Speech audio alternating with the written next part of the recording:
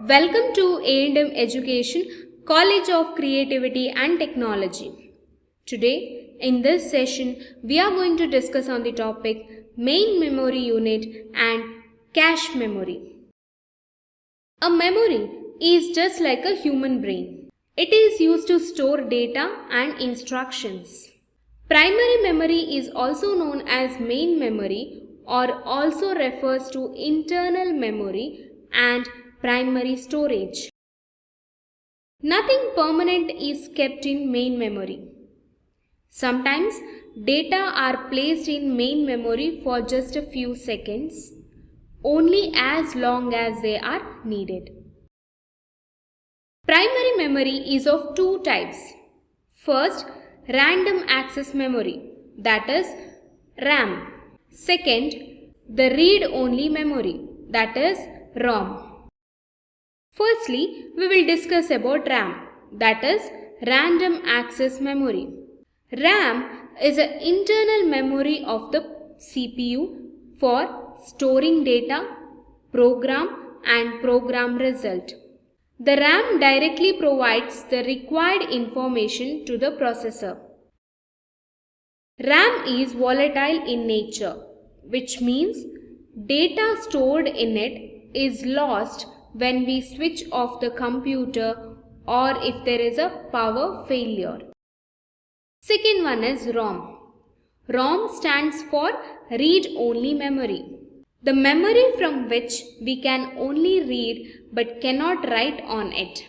This type of memory is non-volatile, which means the data stored in it is never lost when we switch off the computer. The information is stored permanently in these memories. Next is types of ROM. First, programmable read-only memory, that is PROM.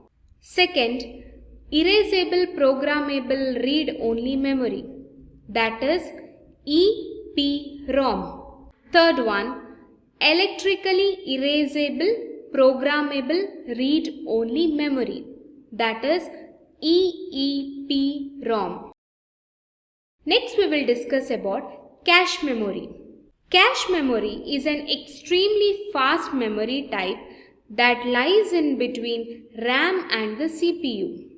It holds frequently requested data and instructions so that they are immediately available to the CPU when needed. Cache memory is used to reduce the average time to access data from the main memory. And the cache is a very high-speed, expensive piece of memory. Let us consider an example of a library system for a better understanding of the cache concept. When a person comes into the library and asks for a book, the librarian searches for the requested book in the bookshelves, retrieves the book and delivers it to the person. After the person reads the book, it is returned to the library. At the same time, if any other person comes in requesting the same book, which is still placed on the librarian's desk, the librarian does not have to go through the process of searching the book in the bookshelves. This results in saving of precious time in retrieving the requested book and thus improving the efficiency of the work. The cache memory can be categorized into three levels: L1 cache, L2 cache and L3 cache. First is about L1 cache. L1 is a primary type cache memory. The size of the L1 cache is very small, that is between 8 KB to 64 KB. The instructions that are required by the CPU that are firstly searched in the L1 cache. Examples of registers are accumulator, address register, program counter, etc. Next is about L2 cache. The L2 cache is larger but slower in speed than L1 cache. It is used to see recent accesses that is not picked by the L1 cache and is usually 64 to 2 MB in size. The L2 cache is also found on the CPU.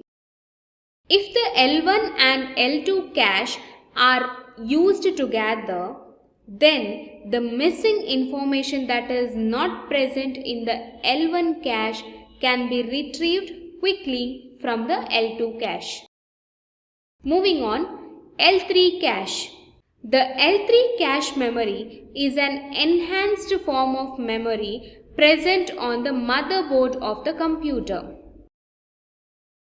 It is an extra cache built on the motherboard between the processor and main memory to speed up the processing operations. It reduces the time gap between the request and retrieval of the data and instructions.